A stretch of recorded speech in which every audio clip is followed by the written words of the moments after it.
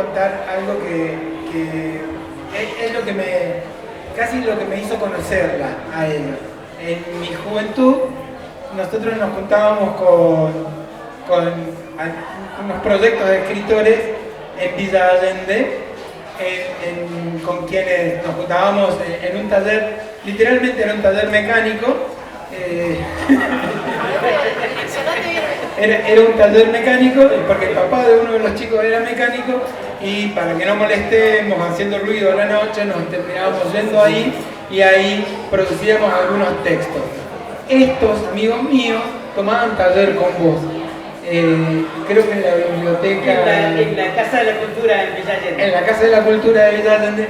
Y cada vez que venían del taller de Tere, venían con un arsenal de recursos, pero además de maravillados con un montón de cosas para compartir, y nuestros textos realmente tomaban otro color, tomaban otro valor,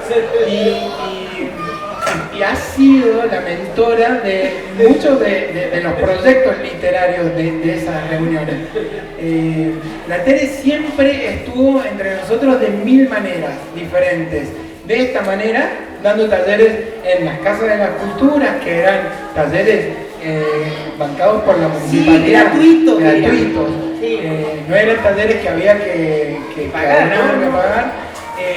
Después, esos talleres tomaron formato de columnas, de promoción literaria en la radio, en nuestra radio, en la 102.3. Entonces, amanecíamos con vos, quienes tenemos esta edad, nacidos en el 76. Imagínense la que yo tengo, la edad que yo tengo. Pero por ejemplo, yo he llevado a mi hijo a la mañana a la escuela escuchando tu columna, el programa de Dante Leguizamón. Ha estado siempre presente en Córdoba. Tere es alguien que ha estado siempre presente con la Fundación del CEILI, que es el Centro de Literatura Infantil Juvenil. Y además tu obra, que ha sido muy generosa en un montón de aspectos y muy prolífica. Con el tiempo, en Córdoba nos dimos cuenta que además de tener a Tere en el aire, en todos lados, en todo momento, la teníamos a nivel mundial, y a nivel mundial muy especial, porque a Tere le dieron el premio Hans Christian Andersen, que es el premio más importante en el mundo de la literatura infantil. Me encanta esta presentación así tan afectiva, tan metida en tu vida. No, hermosa, hermosa. Bueno, entonces eso, agradecer que Tere esté acá, que esté entre nosotros, y a Ale que me dé la posibilidad de presentarla. Bienvenida. Gracias. Feliz. Bueno, dijimos que se llama lectura y conversación, así que vamos a comenzar con la lectura. Yo decía recién lo de la feria, pero quiero ver que se acaba un poco el bullicio y se puede escuchar bien la lectura. Esperemos que así sea. Además, tenés una voz muy agradable. A mí me gusta mucho tu voz, así que vamos a escucharte leer. Bueno, le decía a Ale que este es un libro, se llama Como si fuesen fábulas, porque hace muchos años leí en un poema de una poeta italiana que me gusta, que se llama Rita Baldassarri, una línea que decía: aquí se cuentan los dolores humanos como si fuesen fábulas. Y un poco esa es la idea que me hizo reunir unos textos, y yo voy a leer este primero, que me parece que viene un poco en consonancia con lo que nos decía Carlos del Frade hace un rato. Sí. Ahí va mejor. ¿Se escucha bien? Catrihual, Catrilaf, Cayupán, Caucamán, Colipán, Curapil, Curima, Cañullán, Curiqueo, Chauque, Chauqueo, Huanca, Huanqui, Hueche, Hueruqueo, Huircapán, Huiriqueo, Lincomán, Loncopán, Chantén, Manquepán, Manquián, Meliqueo, Melica, Milialipe, Miliamán, Milián, Miliapí, Millaqueo, Nahuelcheo, Nahuelquir, Naigual, Payafec, Painepil, Panellao, Pillancar, Pilcamal, Pichulev, Quilián, Quilileo, Quiltriquipay, Quilahueque, Untuqueo, Raninqueo, Shefilaf, Yacante. No se trata de una intervención poética ni de un mensaje encriptado. Son apellidos de soldados mapuche que pelearon en la Guerra de Malvinas. Tomé algunos de una lista que se va expandiendo a los que, siéndolo, no tienen apellido mapuche porque les ha sido borrado, y hacia los hijos de madre mapuche y padre de otra procedencia. ¿Qué es la patria? ¿Quiénes son sus dueños? Un país que no se ve, ¿existe? ¿Qué son la bandera, el himno para un pueblo al que se lo despoja de su territorio? ¿Qué es ese suelo manchado de sangre para quienes son, como su nombre dice, gente de la tierra? Cuando el 12 de octubre se llamaba Día de la Raza, dibujábamos carabelas y un color hincado ante hombres desnudos, y también dibujaban eso los alumnos en las escuelas del sur, y había entonces, y hay ahora mismo, calles, instituciones y pueblos con nombres de exterminadores. Día de la Raza. Lo que se cifraba en ese nombre era lo oprobio, y hubo que esconderlo, así que cambiamos el nombre oprobioso por el correctísimo Día del Respeto a la Diversidad Cultural. Pero 2 por 3 olvidamos honrar el nombre nuevo para que no sea ruido, sino palabra en la que se cifre lo nombrado. En la Semana de la Diversidad Cultural, mujeres del pueblo mapuche fueron encarceladas, una de ellas con 40 semanas de gestación, otra con una criatura de 1 mes, algunas trasladadas a una cárcel a más de 1000 kilómetros de sus casas. En una cárcel de la policía aeroportuaria en Bariloche, detenida con su bebé, está Betiana Coloán Nahuel, autoridad espiritual de la Lof Lafken Huincul Mapu. La Machi, de 20 años, es prima de Rafael Nahuel, asesinado el 25 de noviembre de 2017 de un disparo en la espalda por un efectivo del grupo Albatros de la prefectura. Las mujeres de la comunidad están en huelga de hambre como medida de protesta para exigir la liberación de todas, la desmilitarización del territorio y el cese de la persecución a su pueblo. Nuestra relación con el territorio es muy fuerte, dicen. Imposible pensarnos lejos de él. El territorio es nuestra vida, el lugar donde decidimos traer a nuestros hijos, donde proyectamos nuestro Humenfelén, el sistema de vida del pueblo mapuche, que implica estar en equilibrio con uno mismo y con los demás, ser parte de la tierra. La cosmovisión de este pueblo reconoce la dinámica de la naturaleza como sistema mayor y preexistente al sistema social humano, lo cual reafirma que el derecho de la naturaleza es anterior al derecho de las personas. La antropóloga Laura Croft nos recuerda que muchos agentes de las fuerzas policiales que reprimieron a la comunidad en 2017 y en represiones posteriores pertenecen por origen de sangre, por apellido o por cultura ancestral a la comunidad.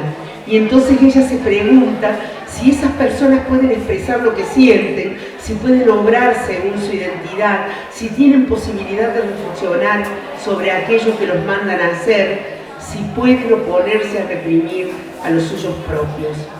El fondo de todo es la propiedad de la tierra. En Río Negro, y seguramente en otras provincias, se encontraron expedientes de tierra mal vendida o vendidas a precio vil por parte del Estado a los privados. Los casos que ganan mayor visibilidad y los que llegan a través de los medios son los de los grandes terratenientes como Lewis o Benetton, pero hay una cuestión estructural de base más profunda y cotidiana que tiene que ver con tierras no tan extensas.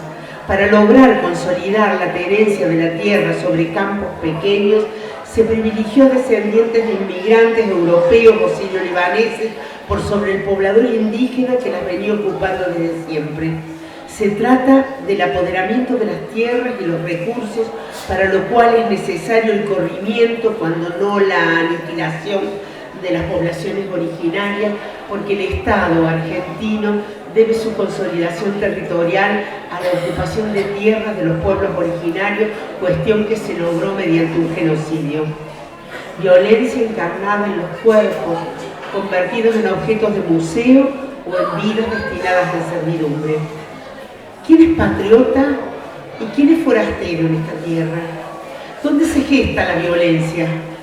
En el Museo del Fin del Mundo, en Ushuaia, uno de los empleados, referente del pueblo yagán, me dice que cuando era niño, en la escuela se hablaba de los yaganes en pasado, una etnia y una lengua desaparecidas, pero que él volvía a su casa y hablaba con sus abuelos en esa lengua que no existía. Y entonces dice, había un desacuerdo entre los libros y nuestra vida, pero no nos animábamos a decir que éramos lo que éramos. Es que un genocidio exitoso logra borrar sus huellas, obliga a las víctimas a callarse. Hay personas con padecimiento mental que cuando están sufriendo hablan en mapudungún y los medicamos. No nos preguntamos si ese padecimiento mental es en realidad un padecimiento social, dice la antropóloga. Andrei Tarkovsky escribe en Esculpir en el tiempo: a veces me parece que si todos los días repitiéramos la misma acción como un ritual, de manera sistemática e inmutable, exactamente a la misma hora, el mundo cambiaría. Algo cambiaría. No podría dejar de cambiar. Repitamos entonces: Catrihual, Catrilá, Cayupán, Cautamán, Colipán, Curapil, Curima, Cañullán, Curiqueo, Chauque, Chauqueo, Huanca, Huanqui, Hueche, Huenuqueo, Huencapán, Huiriqueo, Licomán, Loncopán, Yantén, Manquepán, Manquián, Meliqueo, Melica, Millapile, Millamán, Millán, Millapí, Millaqueo, Nahuelcheo, Nahuelquir, Naigual, Pailalaf, Painepil, Panellao, Pillancar, Pilquimán, Pichulef, Quilián, Quilileo, Quintriquipay, Quilahueche, Huintuqueo, Raninqueo, Yefilar, Yacante. Escribe también Tarkovsky: del hombre me interesa sobre todo su disponibilidad para servir a algo superior, su rechazo a conformarme.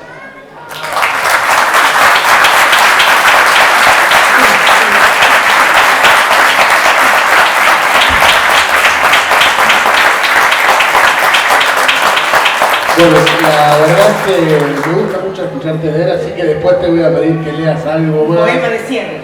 Sí, me encantaría. Tengo el libro Sueño Americano por ahí si lo podemos traer. Bueno, me quedé con esto, el libro se llama Como si fuesen fábulas, este salió hace muy poquito. Sí, el año pasado. Y a mí me marcó mucho un libro tuyo que se llama Así una literatura sin adjetivos, con esto de hay literatura infantil, hay un arte menor, hay un arte mayor. Acá digo, esto no es ficción, o sea, vos abordás muchos géneros, digamos, si yo fuese bibliotecario digo, bueno, acá tengo de poesía, acá tengo novela, acá tengo ensayo, acá tengo literatura infantil, pero bueno, ¿qué pasa con estos géneros borrados, con esto de escribir y solo escribir? ¿Cómo es eso, Tere?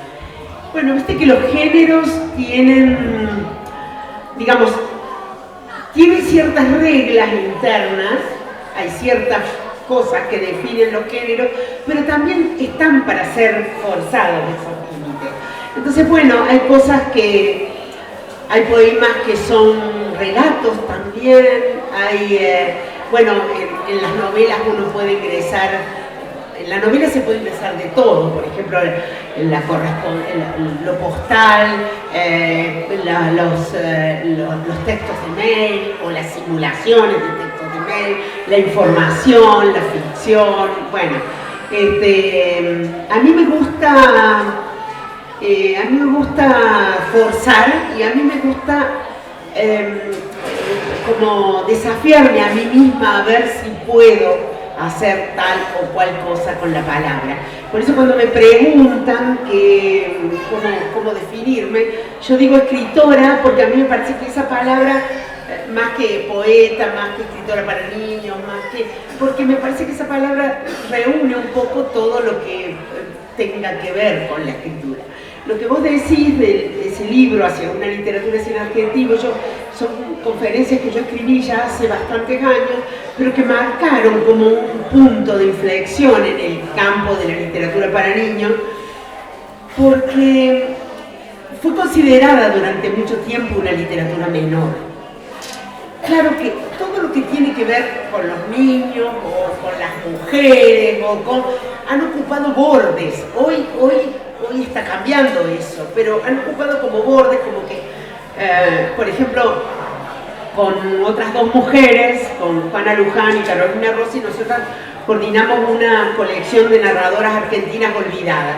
Y bueno, esas mujeres que son grandes escritoras, que hoy estamos editando en la editorial universitaria de Villa María, eran consideradas escritoras para mujeres, digamos. Entonces, bueno, se suponía que las mujeres leían unas historias emotivas o no sé qué, y que eso podían leer cosas que escribían otras mujeres. Y quedaba reservado para los varones, sobre todo los varones de la capital, digamos, ¿no? De las grandes ciudades, sobre todo las de Buenos Aires, porque en ese momento, cuando no había virtualidad, había que, para publicar, tener repercusión, había que publicar en Buenos Aires. Entonces, quedaba reservado para ese sector el canon, o sea, los escritores consagrados, eran varones y eran urbanos, la literatura para niños fue considerada una literatura menor hasta que el mundo editorial empezó a ver que es una de las zonas que más vende, digamos, libros. Porque bueno, el libro todavía tiene un valor cultural importante y bueno, a veces un adulto no puede comprar un libro para sí, pero sí le compra a su hijo, ¿no? Eso todavía tenemos. Bien, pensaba en esto, como si fuesen fábulas, me quedé acá. Digo, la fábula suele tener una moraleja, ¿no? Y en la literatura infantil, la que se llama literatura infantil, que tiene este mensaje de lee este cuento así aprendes a lavarte las manos, digamos, tenemos un problema con la literatura de mensaje. Sin embargo, yo podría leer el texto que vos acabas de leer y hay un mensaje también. Claro, porque yo creo que también hay algo que se ha prestado a confusión. La escritura es una experiencia de la lengua, digamos, tiene que ver con el trabajo de lengua para eso que se está escribiendo, ¿no? Entonces, la literatura, por un lado, no sirve para nada, pero porque sirve para un montón de cosas, para que pensemos un montón de cosas. Entonces, uno considera que no, a esto que vos decís, Ale, no a una directiva, enseñanza unidireccional que dice que escribo este cuento para hacer tal cosa. Incluso las cosas más nobles, ¿no? Escribo este cuento para mostrar que está mal, la violencia doméstica. O escribo ese para. Pero eso no quiere decir que en un cuento, en un buen cuento o en una novela escrita con profundidad, algo que ahí aparece nos haga pensar en la violencia o en mil otras cosas. La cuestión es que eso no tenga un mensaje cerrado que sería autoritario para el lector, porque el proceso de escritura se hace con el posible lector. Que yo suelo decir que yo soy la delegada de todos mis lectores, o sea que yo cuando escribo también leo eso que voy escribiendo y entonces hay ese duelo, digamos, en el cual se supone que el que lee coescribe, digamos, ¿no? Tiene posibilidades de interpretación que no son cerradas. Eso es lo que puede hacer un texto bueno. Hay un poeta griego maravilloso, se llama Yorgos Seferis, probablemente algunos lo han leído, y él dice, si quieres mejores resultados, prueba cavando en el mismo sitio. Y es eso, ¿no? La profundidad. Si uno logra meterse completamente en eso que está escribiendo, cosa que no es tampoco tan sencilla, ¿no? O sea, cómo salirse uno de las propias convicciones, de los propios mandatos, de las propias certezas, ¿no? Y ponerse en cuestión. Por eso yo tengo una novela que se llama La mujer en cuestión. A mí me parece que el proceso de escritura es, digamos, cuando ese proceso funciona es porque uno, el que escribe, logra ponerse en cuestión, cuestionarse sus propias certezas, aun cuando sean cosas nobles socialmente, ¿no? Y entonces profundizar ahí, profundizar en nuestro, vamos a decir con el programa de Quique, con nuestro desconcierto, ¿no? Provocarnos nuestro desconcierto y ir profundamente ahí, porque ahí si uno va a la profundidad, va a la complejidad de las cuestiones humanas y ahí todo lo que es estereotipo, todo lo que es cliché, se desarma. Entonces uno puede hablar de una relación amorosa, puede hablar de un niño, puede hablar de un país, pero si eso va, digamos, si eso no, ¿cómo diría? No se escribe con la cabeza solamente, no se escribe con las ideas que uno tenga, sino entrar, digamos, a un mundo que se desconoce. Yo creo que la escritura, o por lo menos yo la digo así, ¿no? Como un camino de conocimiento, que uno empieza a escribir y no sabe hacia dónde va, y eso es lo que hace que aparezcan cosas, incluso cosas con las que uno podría no estar de acuerdo y que forman parte de la condición humana, ¿no? Porque claro, ¿para qué un cuento? Para ver algo que vaya más allá de nuestras certezas. Y eso me parece que es una de las cosas más difíciles de escribir, cómo ponerse uno en cuestión y cómo quitarse ciertas certezas de buenas cosas, ¿no? Porque si no yo puedo decir, bueno, yo voy a escribir un cuento donde, bueno, toda la gente, por ejemplo, aparecen muchas mujeres en mis cuentos, en mis novelas. A mí me interesa mucho como la complejidad de la condición de las mujeres, quizás. Porque yo soy mujer, porque tengo hijas mujeres, porque, bueno, por mil cosas. Pero a veces me han dicho, bueno, pero esa mujer está sometida. Ay, sí, no todas están liberadas, por más que yo piense que las mujeres debieran o debiéramos, pero bueno, en un cuento, no sé, algunas se liberan, otras no, otras están a mitad camino y a otras no les interesa liberarse. Porque la complejidad humana no tiene que ver con lo políticamente correcto. No tiene que ver con el deber ser. La escritura tiene que ver con el ser de los seres humanos. Y en ese ser hay de todo. Yo te quería preguntar, ahora en calidad de ajedrecista. Bueno, vamos a ver.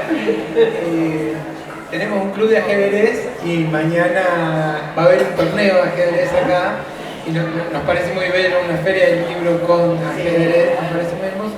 Y en el ajedrez nosotros invitamos a quienes vienen a aprender y quienes vienen a jugar a que no traten de resolver las jugadas o los problemas que genera la partida de una forma sencilla, porque muchas veces esa forma sencilla es el camino a perder. Sino que lo que buscamos es tratar de complejizar la jugada y tratar de buscar una solución que, bueno, lleve un esfuerzo, tratar de encontrar la solución. Y es un método que hemos encontrado en que los chicos que vienen a jugar en general logren disfrutar de eso que es complejo, que es difícil. Y ahí yo te quería preguntar sobre este elogio a la dificultad que tenemos, si podés acompañarnos con eso. Tal cual, yo pienso que en la escritura, en el arte es igual. Uno, en la escritura y en las distintas formas artísticas, ¿no? Como desconfiar un poco de lo fácil, ¿no? Desconfiar, complejizar, problematizarse, digamos, ¿no?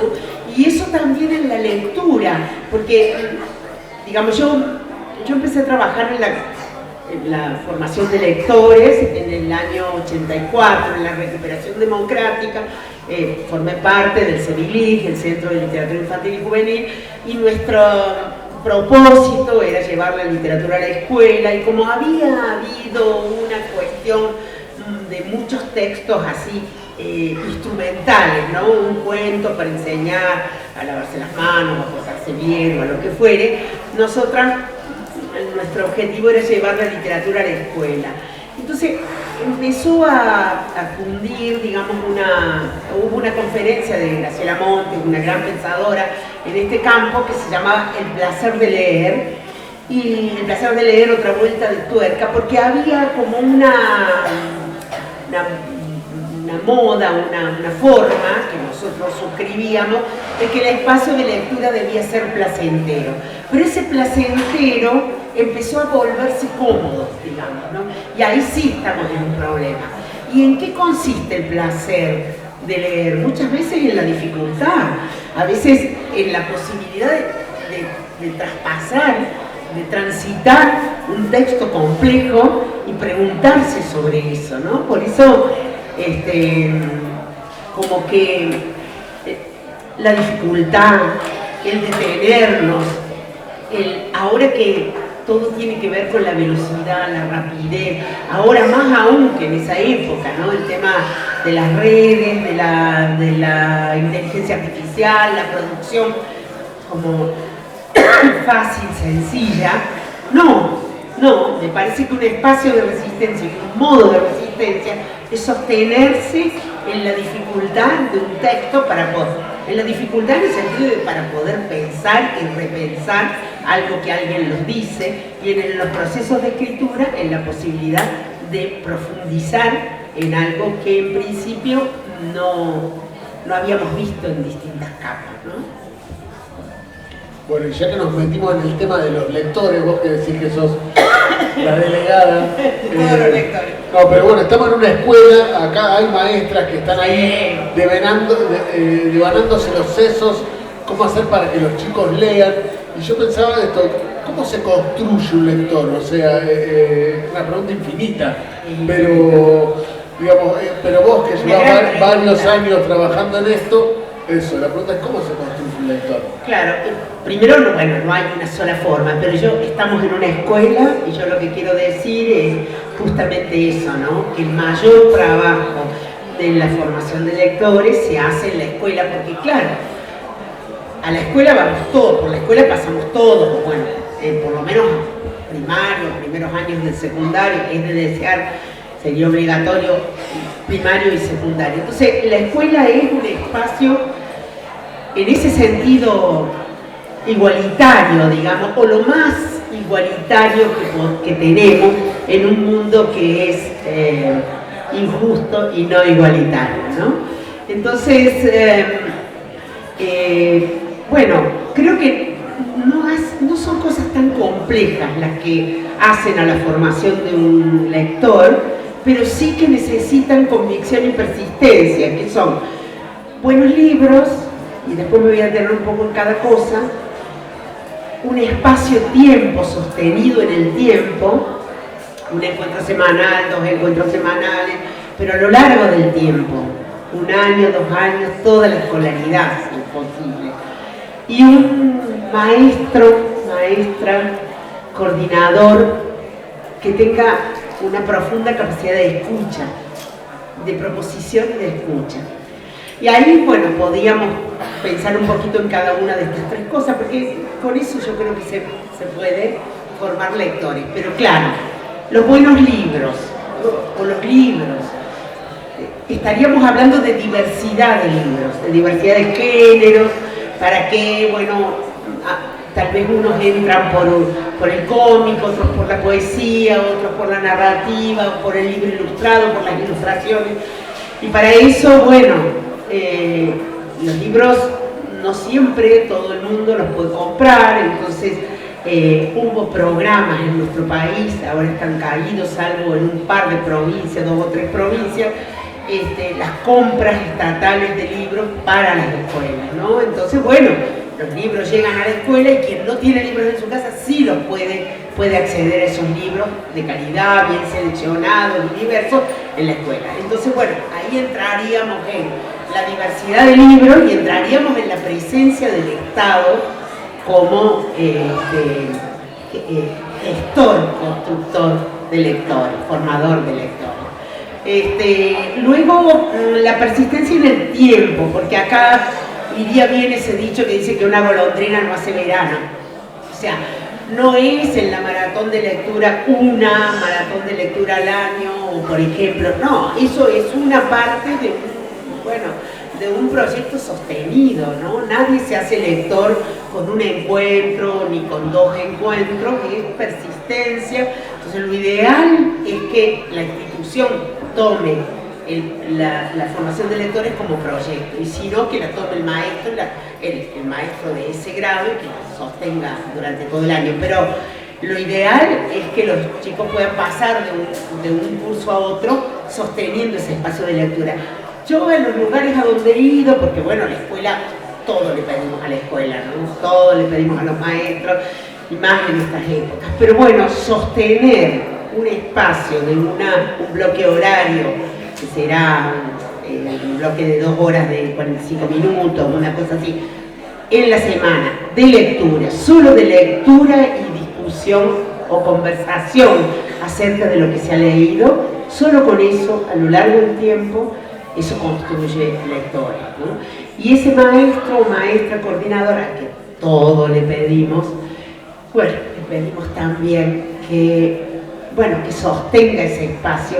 Y ahí sí he visto, yo visitando escuelas de distintos lugares del país, ¿no? He visto distintas opciones, porque claro, a veces un maestro puede ser un maestro más formado en matemáticas, en ciencias biológicas, y a lo mejor no es tan lector.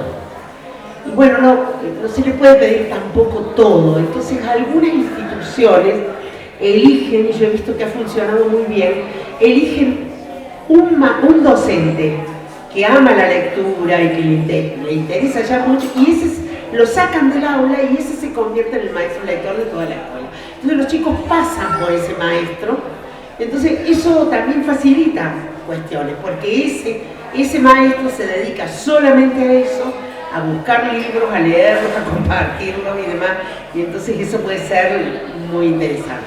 Bueno, cada institución encuentra sus maneras si quiere tener un proyecto de lectura. Y bueno, y en general lo que yo veo es que en Argentina la formación de lectores pasa básicamente por las escuelas, aunque también tenemos las bibliotecas públicas y las bibliotecas populares, por supuesto, pero pasan básicamente por la escuela. Yo, por ejemplo, he ido mucho a Colombia, y ahí pasa por las bibliotecas, pero acá pasa por la escuela es más masiva, y en ese sentido es más fuerte su potencial para nosotros. ¿Y un autor construye a sus lectores? Yo creo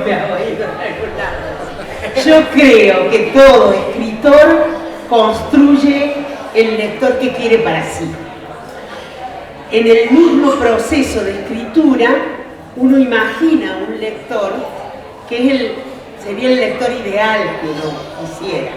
Y para mí, para lo que yo hago, a mí me interesa un lector, no tanto un lector obediente, sino un lector que se pregunte, que se cuestione, que se ponga en cuestión, como yo me pongo en cuestión cuando escribo.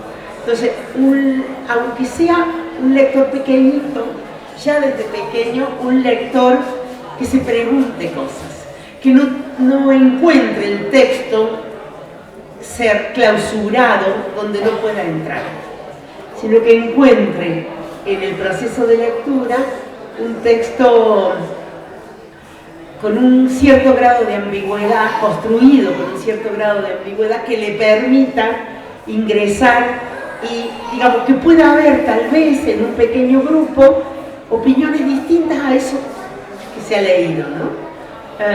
Distintas maneras de entender algunas cosas, porque eso enriquece la conversación, porque los libros son importantes, claro que sí, pero más importante es que al comienzo y al final de un libro hay personas, y entonces un libro es un puente entre quien escribe y quien lee, y es maravilloso que en ese puente, quien lee pueda encontrarse con un escritor de otro género, de otro tiempo, de otra geografía, de otra lengua. O sea, eso permite la literatura que no permite la vida, porque yo no me puedo encontrar con una solterona del siglo XIX, pero yo puedo leer a Emily Dickinson y me encuentro con ella, ¿no? Entonces eso también.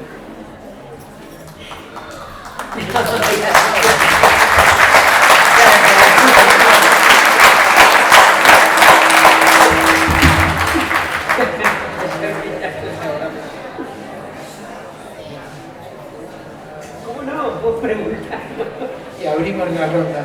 Yo te quería preguntar sobre tu discurso de cierre en el encuentro de la lengua de la Real Academia Española, sí, en Córdoba 2018. 19 creo que fue, ¿no? Me parece. Sí.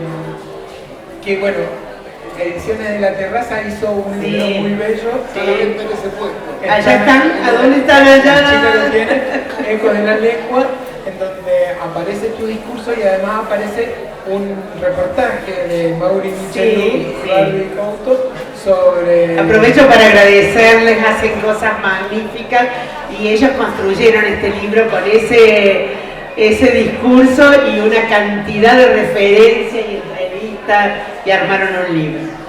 En ese discurso vos tuviste un desafío muy importante porque era la encargada de cerrar ese encuentro del cual vos habías renegado bastante. ¿Nos puedes contar algunos pormenores de eso? Sí, claro que sí. Sí, claro que sí, que son jugosos porque yo conocía, digamos, lo conocía un poco a García Montero, que en ese momento era, es todavía director del Instituto Cervantes, pero yo lo conocía, había compartido con él, él es poeta, había compartido con él unas mesas de poesía unos años antes, él no tenía ese lugar, ese puesto. Después supe que los congresos de la lengua para apertura o para cierre buscan a un autor del lugar donde se hace el congreso. Entonces él me llama por teléfono y me dice que quiere que yo abra o cierre el congreso. Yo salía de una cirugía, le dije que no, porque no estaba segura. Esto era en octubre, el congreso iba a ser en marzo, me parece, siguiente, faltaba un montón. Él insistió mucho. Yo le dije, bueno, pero yo sería crítica con el Congreso. O sea, quien avisa ¿cómo es que dice? No traiciona. Quien avisa no traiciona. Y él me dijo que no importaba. Bueno, entonces yo, tiempo después le dije que sí, que lo iba a hacer. Me preguntó si apertura o cierre. Dije cierre, porque leo y me voy. Entonces, bueno, no hice sociales, no hice nada con la gente del Congreso. Bueno, no iba a estar sonriendo con todo y después le iba a decir de todo. Entonces, me lo guardé para el final. Y no sé por qué él, siempre me lo he preguntado, por qué él me dio vía libre.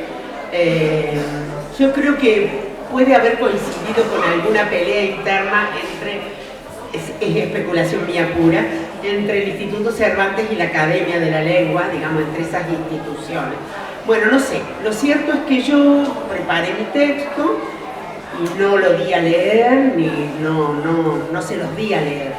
Y bueno, y lo dije ahí, y para mi sorpresa, por supuesto que lo trabajé mucho. En realidad hay ideas ahí que yo ya las había dicho en otros lugares. Lo que pasa es que ese lugar era un lugar muy central, muy visible. Pero yo ya había dicho en un par de conferencias, una en la Feria del Libro de Bogotá y otra en una Feria del Libro en Buenos Aires, algunas de esas ideas. Desarrollé más, repasé una cantidad de cosas de lo que significa, digamos, quién es el dueño de la lengua, porque la lengua produce dinero también. Entonces, por ejemplo, el Instituto Cervantes tiene sucursales en todo el mundo, la gente que quiere estudiar castellano, yo digo castellano, ellos dicen español, la gente que quiere estudiar en Inglaterra o en, qué sé yo, no sé, en Indonesia, va a donde, al Instituto Cervantes de ese lugar, y si no está ese instituto, rinde, como la gente, como los de inglés rinden el TOEFL, o qué sé yo, rinden ante el Instituto Cervantes, ¿no? No rinden ante, qué sé yo, la Universidad de Córdoba, de Buenos Aires, o de no sé, de donde sea. No, entonces el Instituto Cervantes es el que cobra dinero por darle el acto de lengua castellana a la gente que quiere aprender el idioma. Entonces eso implica un dinero grande.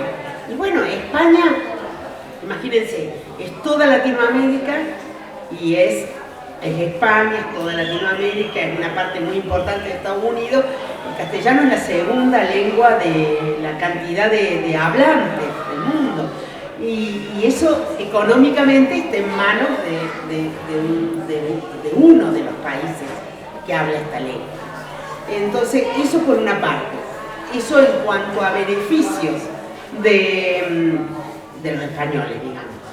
Y también en otros aspectos hay perjuicios, porque por ejemplo en la lengua científica es el inglés. Y alguien, ¿por qué un científico no puede presentar una ponencia en castellano? No se puede, en castellano o en otras lenguas. No, es el inglés. Entonces, lo que uno ve es que las lenguas también tienen una cuestión de poder y hay como unas gradaciones. Por ejemplo, yo escribo, si soy traducida al inglés, que es la lengua que menos traduce y que más traducida es. Si soy traducida al inglés, después seguramente tengo un montón de otras traducciones. En cambio, si yo soy traducida al italiano, por ejemplo, que es el país que más traducciones hace y menos es traducido, o de los que menos es traducido, pero es el que más lleva, digamos, porque bueno, son características de los pueblos y dominio de los idiomas sobre la población. El ascenso a otras lenguas más leídas, digamos, es más lento. Entonces, bueno, toda esa cuestión de poder yo también la tomé en digamos, ese tipo de aspectos en el Congreso de la Lengua. Ahora, yo fui la primera sorprendida porque trabajé mucho, porque soy trabajadora y, digamos, no iría, menos a un lugar así, no iría a hablar tan ligeramente, ¿no? Pero, y era muy consciente, también pasó que mucha gente que me quiere, yo soy muy querida, me escribía por privado cuando se supo que yo iba a estar haciendo el cierre del Congreso de la Lengua, porque era bastante resistido, digamos, por la comunidad de escritores. Hicimos un contracongreso. Claro, por supuesto, yo también participé, claro. Entonces mucha gente me escribía por privado y me decía, Tere, te van a usar, te van a no sé qué. Yo no les podía decir que todo iba a ser en contra, no podía, así que me lo tuve que guardar. Y fui la primera sorprendida de la repercusión que tuvo. Primero en ese teatro inmenso, que gente se paró, aplaudió de pie. Claro que yo creo que era sentir que defendíamos nuestro modo de hablar y usar la lengua. Creo que iba más allá de mí. Y después, bueno, esa pieza, digamos, la estudian en muchos lugares, y bueno, vino el libro de Barbie y Mauri y de la terraza, bueno, muchas cosas. Así que ya saben, no vayan a buscar referencia al diccionario de la Real Academia Española. Ya nos independizamos también en la lengua. Porque además, quiero decir algo, que lo escribí, lo leí ahí, pero lo quiero decir bueno, porque no siempre se sabe que la cuestión de la lengua, el problema de la lengua, de si hablar igual que los españoles o dejar que la lengua castellana se crezca y se evolucione a su aire, diferente de la obediencia a la Real Academia, o si hablar lenguas indígenas, una lengua indígena como lengua nacional, etc. Fue una discusión que tuvieron los románticos en el siglo XIX. Sarmiento, Gutiérrez, Echeverría y Alberdi discutieron lo que se llama la discusión sobre la lengua, el problema de la lengua. Ya ellos se plantearon si obedecer a la Real Academia o no. Y por eso Argentina tiene una lengua castellana que es la más distante de la forma española. Es más distante que la de Chile, por ejemplo, por decir, ¿no? O la de, bueno, entonces tiene como, bueno, tiene algunas formas que también algunos, he escuchado gente que ha venido acá, ha aprendido el castellano nuestro, y después ha ido a España, gente de afuera que ha ido a España a hacer como una capacitación y dice, ay, pero no ese no es buen castellano. Bueno, no sé, ¿quién dice que este es bueno, que este es malo?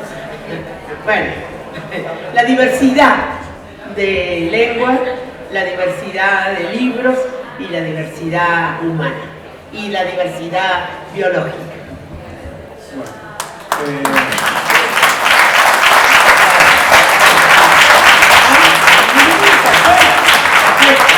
Bueno, no nos vamos a, ya después de que hablamos de toda esta diversidad, no nos vamos a robar nosotros el único derecho a usar el micrófono, así que si alguien entre toda esta audiencia, por ejemplo Mumi ya levantó la mano, bien, lárguela Mumi, lárguela. Pero sería bueno que ustedes también compartan más, ¿no? A ver. Empecemos por eso. ¿Cómo? ¿Que nosotros? Porque sería bueno que ustedes también compartan más. Bueno, Ustedes compartan bueno, más. no sé si quieren que comamos un asado juntos. No, a ver. No sé, que tengo la sensación de que te conozco de hace mucho y no sabía por qué. Y un amigo me saludó y me dice, soy Alberto Daguero. Y le digo, ¿qué haces acá, Alberto? Yo soy tal, me dice. Y nada, mira, por eso tengo la sensación de que, bueno, era eso, rescatar ese amigo. Pero en el Fontana Rosa, primero que el documento que leíste en el discurso, un impacto muy fuerte fue el uso de la educación de pueblos originarios en el país. Sí. La primera vez que lo escuché en un discurso, nadie habla de la lengua Sí. del pueblo originario, y bueno, rescatar eso me pareció maravilloso, como el primer poema o esa fábula que nos leí. Sí. Pero el libro Fontana Rosa siempre me dejó una preocupación. Él hizo una apertura Sí. en Santa Fe y habló de las malas palabras. Sí. Vos no usas malas palabras. ¿Cómo haces? Bueno, no sé. Las palabras no son ni malas ni buenas. Ah, porque me dice que recuerda a Fontana Rosa que hizo la apertura de otro congreso de la lengua, el anterior, digamos que fue varios años antes, y focalizó su conferencia en las malas palabras, ¿no? Y entonces el tema de que, entonces él me pregunta, me dice, vos no usás malas palabras, decime por qué o decime cómo haces. Las palabras no son buenas ni malas, acá yo no uso malas palabras en esto que leí, porque bueno, esa crónica, digamos, no las necesita. Pero en un cuento puede aparecer, porque no soy yo la que las usa, sino un personaje o un narrador.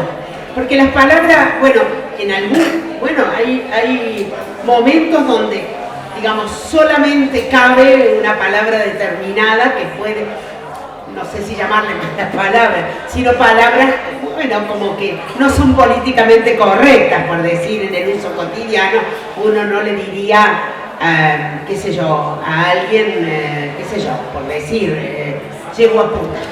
Pero sí un personaje le puede decir a otro eso, ¿no? Entonces, porque ahí está en la complejidad, cuando uno escribe ficción, lo que uno hace es salir, lo que quien escribe, digamos la persona que escribe, lo que hace es darle la palabra a un narrador que tiene un punto de vista, una ideología, una forma de mirar los hechos que no es necesariamente la de quien escribe, ¿no? Distinto es en una crónica. En esto que yo leí, sí, el narrador se parece a mí, digamos, es una proyección mía, pero en un cuento no.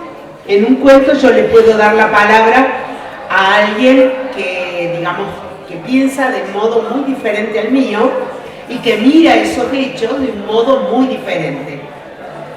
Y entonces, y que está narrando a lo mejor con resentimiento, o con melancolía, o con burla, con ironía, con tristeza, ¿no?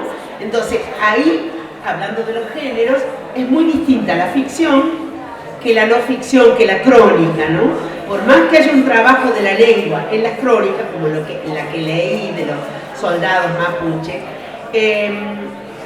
ahí, digamos, quien cuenta es Tere, ¿no? Hay un trabajo de la lengua, qué sé yo, pero es Tere. En cambio, en un cuento o en una novela, no. Tere le da la palabra a un narrador. Y ese narrador, por ejemplo, es una novela que se llama La mujer en cuestión, quien narra es alguien a quien le encargan un informe acerca de una mujer. Entonces, por decir, volviendo al tema de las palabras, ese que hace el informe, que lo hace para alguien que le paga, digamos, la ficción es, alguien encarga un informe a un técnico, un informante, acerca de la vida de una mujer. Ese informante, que es el narrador de la novela, le gusta la cola de esa mujer, pero no puede decir eso, no puede decir qué linda cola, no puede decir ni qué lindo culo, no puede decir eso, porque él está haciendo un informe para alguien que lo contrata. Entonces dice, tiene unos glúteos, no sé qué, se dan cuenta, la palabra, pongo este ejemplo que es un poco tosco quizá, pero lo pongo para decir que la palabra depende de quien esté narrando, ¿no? Quien narra, según quién es, no solo quién es, sino en la circunstancia en que está y para quién cuenta lo que cuenta, utiliza una lengua u otra. Igual yo creo que atrás de lo que preguntó Mumi hay algo que podríamos llamar una estética de la bondad. Hay una elección de la bondad. Sí, me han dicho. Lo que pasa es que tengo me han dicho como de una mirada compasiva al mundo, digamos, a los personajes o al... Sí, creo que sí, porque un poco yo soy eso también, ¿no? Entonces tengo eso también fuerte. Más ahora que soy más vieja que antes. Por ejemplo, yo tengo un libro de cuentos que se llama Cacería, que lo escribí más o menos entre los 40 y los 50 años, y no a mucha gente le gusta esta tranquilidad, es posterior, y ahora estoy con otros cuentos, y claro, yo veo que era más mala en los primeros que ahora comprendo más las debilidades humanas. Bueno, ¿alguna otra pregunta que quieran hacer ahí, Daniel? Hola. Bueno, un gusto escucharte. Gracias. Primero me quedé pensando en esta cuestión de los idiomas, como decías, que el inglés no traduce, y creo que tiene que ver con una cuestión de dominación de clase, de clase. Claro. ¿Quiénes son los ganadores? Claro, te imponen la palabra. Tal cual. Y otra cosa que nos preocupa, esta gente en el afán del regulador, creo que todo el mundo sabe que está en peligro la ley del libro. Sí. Te quería consultar, he escuchado mucho las voces de los libreros últimamente, que los medios lo están llevando. Vos desde tu ángulo de escritora, ¿cómo ves esta cuestión? ¿Cómo les pone en peligro a los escritores? ¿Qué sentís en relación a eso? Él me pregunta, recordame tu nombre. Daniel. Daniel me pregunta acerca de la ley del libro, estamos militando la defensa de la actual ley del libro, son dos, una ley del libro y otra la de libro, la de la lectura. Pero son dos unidas. Y él me pregunta que están en peligro de derogación, digamos, en franco peligro de derogación. Él me pregunta, me dice que ha visto la militancia, digamos, de la ley de los libreros y me pregunta la de los escritores. ¿En qué nos perjudica? Me pregunta a los escritores. Claro, nos perjudica a todos, a todo el sistema del libro. No hay uno que se beneficie a todo el ecosistema del libro. ¿En qué nos perjudica? En la diversidad, en la bibliodiversidad, justamente eso que hablaba. La ley del libro tiene, por un lado, tiene precio de venta al público fijo en todo el país, que es una cosa muy avanzada que muchos países no tienen.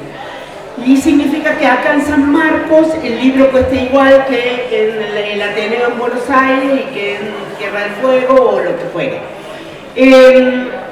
Cuando se hace un contrato, por ejemplo, yo edito este libro, se hace un contrato y en el contrato figura el precio de venta al público.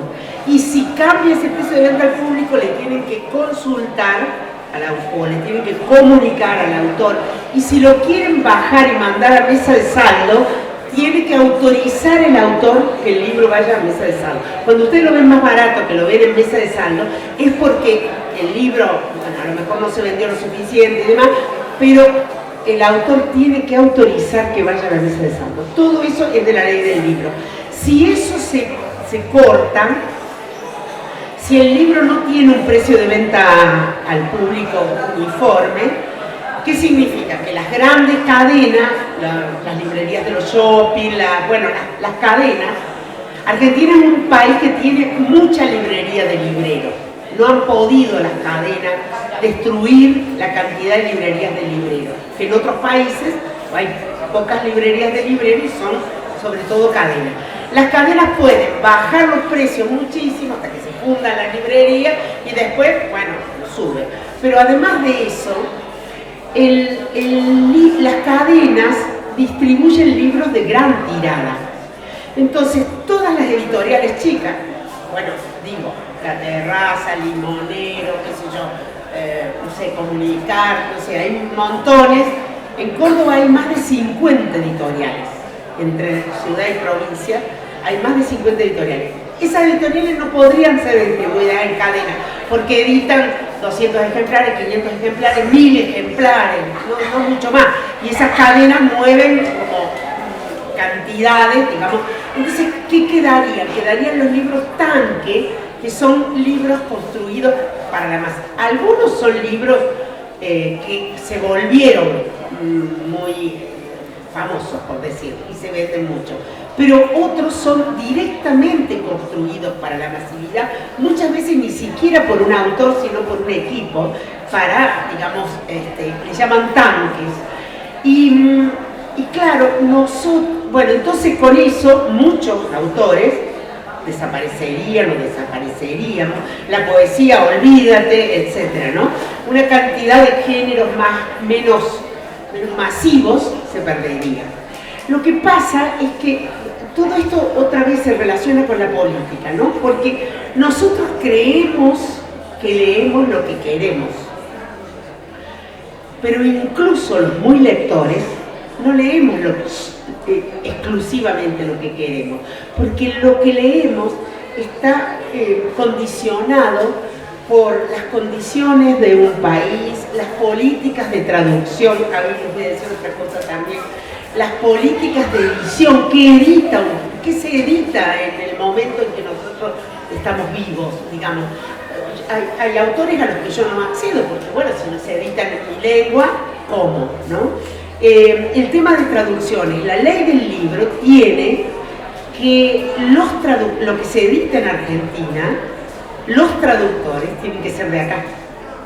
Entonces, si no, las traducciones serían con este castellano español que vemos en las ediciones extranjeras, españolas, digamos, que es un castellano que, bueno, dice gilipollas, dice ese tipo de cosas, que nosotros las obviamos, las entendemos y todo, pero, digamos, pierde como ese gusto que tiene para nosotros un texto traducido en un castellano argentino. Argentina fue la más fecunda traductora al castellano en los años 60, en los años 70, eso se fue cortando con la dictadura, era la entrada a la lengua, de otras lenguas, de los autores de otras lenguas, a nuestra lengua, la entrada era Argentina. Ese lugar se perdió con respecto a España, de prioridad, digamos, se perdió con respecto a España y a México. Pero sí que a nosotros nos gusta leer autores de otras lenguas traducidos a un castellano nuestro, ¿no? Lo sentimos. Y eso no tiene que ver solamente con lo que nos guste, tiene que ver en trabajo para... Porque la industria del libro es de las industrias que más trabajo da. Uno ve el autor, pero el autor es un elemento. Tenemos diseñador, tipógrafo, ilustrador, tapista, corrector, el que corta, el que perfila, el que imprime, bueno, una cantidad de gente trabajando en el libro. Distribución y venta. Todo, distribución y venta fundamental. Por ejemplo, casi nadie sabe o no nos preguntamos que la letra, esta letra, por ejemplo, la editorial paga derechos al que inventó esta letra. Le compra. Cuando nosotros usamos en la computadora la letra Garamond o la Calibre, es porque ya han quedado libres, pero la inventó un señor Garamond, digamos, y durante mucho tiempo cobró derechos de autor, después se murió, a los 50 años quedó libre de uso, por eso la tenemos en la computadora. Si no, hay que pagarle al que diseñó. Y en la Argentina hay un lugar necesario que es una carrera de especialista en tipografía. Cosas, digamos, de la industria del libro, ¿no? Sí. Bueno, yo sé que los estudiantes de diseño, la carrera de diseño, tienen que hacer como trabajo una tipografía. Claro. El tema es que después no se accede, no Claro. es que podemos compartir. Claro. Bueno, me parece que vamos a andar redondeando esta charla y, como dijimos al principio, Vamos a te leer un invitamos poema. a que leas un poema.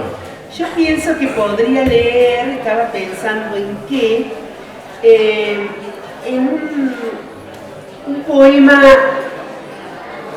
se llama Autorretrato ante el caballete, y es sobre Rembrandt, pero les voy a contar un poquito. Rembrandt hizo como 80 o más autorretratos en su vida, entonces nosotros podemos verlo. Digamos, en los autorretratos se lo puede ver joven, exitoso, rico, porque primero se casó con una mujer de dinero, después se endeudó, se casó con otra, bueno, en su apogeo, en su vejez y demás. Uno que se llama Autorretrato ante el caballete es uno de los últimos.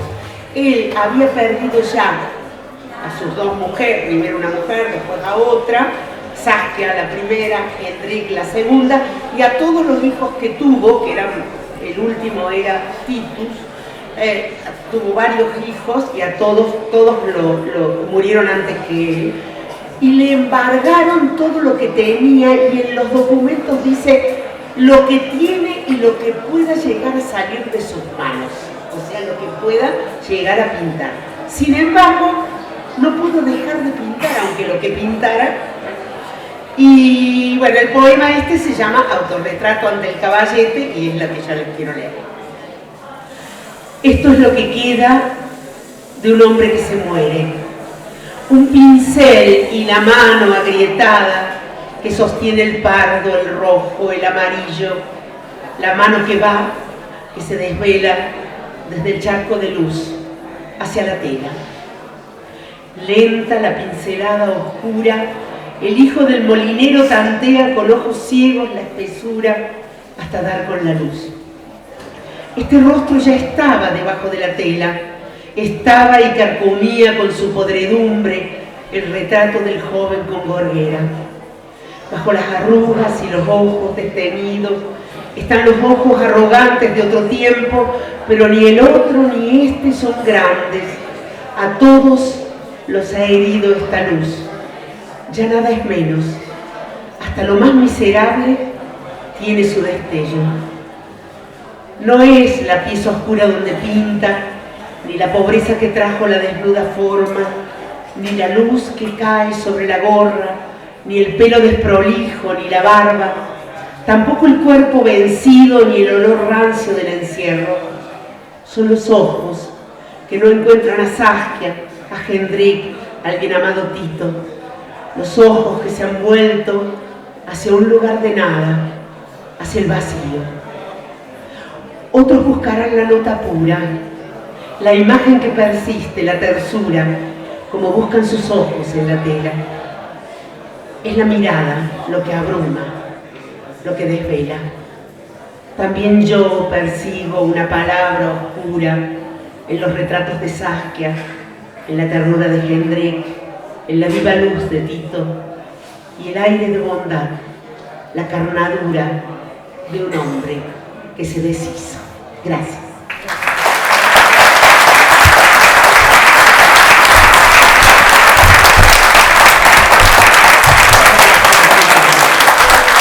Gracias por este recibimiento, por esta sala, por estar. ¡Viva! ¡Viva! Bueno. Ah, mirá, ahí va. Bueno, viva Felisa.